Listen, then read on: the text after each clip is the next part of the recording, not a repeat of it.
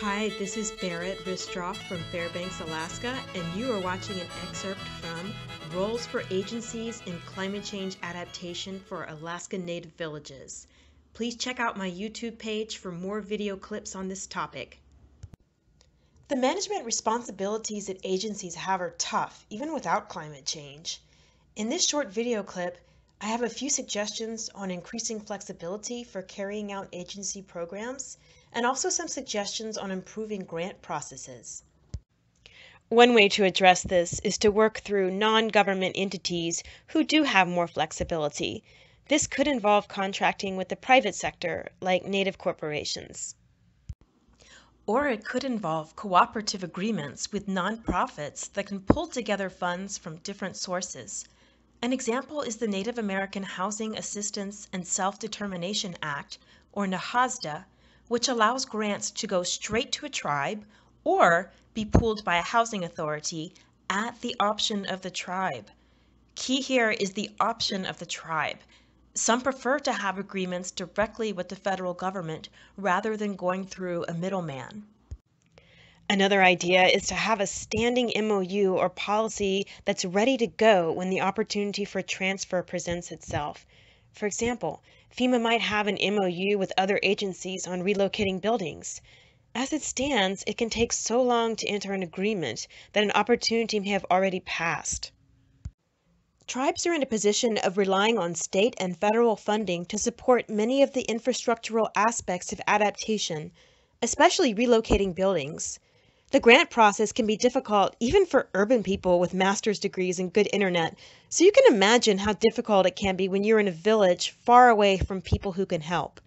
Scott Nelson from the Alaska Division of Homeland Security explained, "A major hurdle for small communities is the complex application package for hazard mitigation projects, which require certified engineered plans, environmental reviews, benefit cost analysis, etc., etc., etc., etc. In that regard, hazard mitigation projects are much more complicated than simple disaster damage repairs." Many people I talk to would like to see different agencies and programs streamline their grant applications and reporting requirements. It's great when an agency can provide a community with enough information on a potential grant so the community can figure out if it's eligible and if the grant is worth applying for. An example is the Alaska Division of Homeland Security's two-page Intent to Apply form for federal hazard mitigation funding administered by the state.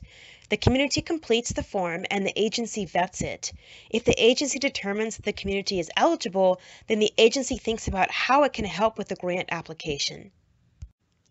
Agencies sometimes have a teleconference or webinar for potential grant applicants to talk about eligibility and answer questions. It may be helpful to take this one step further. An agency could record a DVD video training on a specific grant program and offer set times for trainees to call trainers with questions about the video. I mentioned how a more universal grant application could be helpful. At the same time, there may be a need for some flexibility in what kind of information the agency accepts to support the application. Communities that do not have a historical written record of environmental trends have difficulty competing with those that do. For the former, it would be great if video testimony from elders could be used to support the application. Finally, in terms of scoring grant applications, many would like to see more emphasis on need. This is especially true for small villages that lack the resources to put together a high-quality application package. Denali Commission is already taking steps to focus first on communities most in need. Another example could be HUD's Promise Zones, where projects in designated vulnerable regions get extra help. Now I want to talk a little bit about what happens once a community gets a grant. Particularly with remote communities that have limited internet and limited staff, there may be a need for extensions to complete the grant.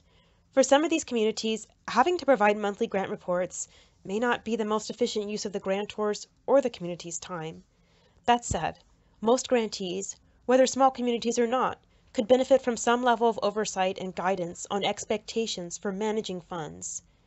Denali Commission addressed this when it was funding health clinics in villages by requiring recipients to have business plans to manage the clinics. The Commission developed a technical advisory committee to help with the process of developing business plans. Michael Opine, environmental coordinator for Seldovia Village, shared some thoughts on grant management. Agency personnel should come out and see how the project worked. They don't need to see every little thing in a monthly report.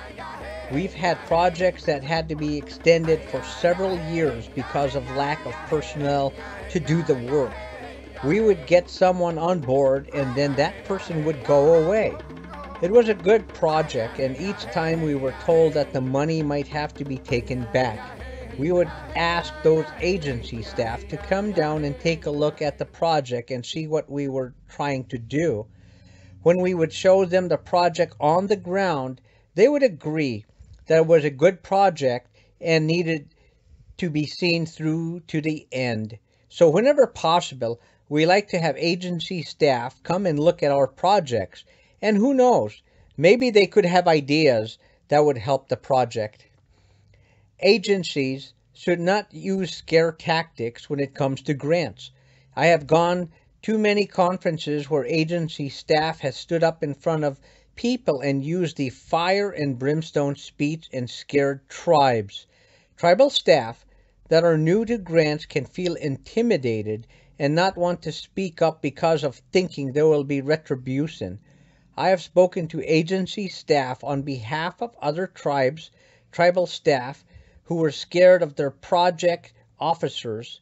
When those project officers found out why I was talking to them, they were usually surprised because they in no way want tribal staff to be scared of them.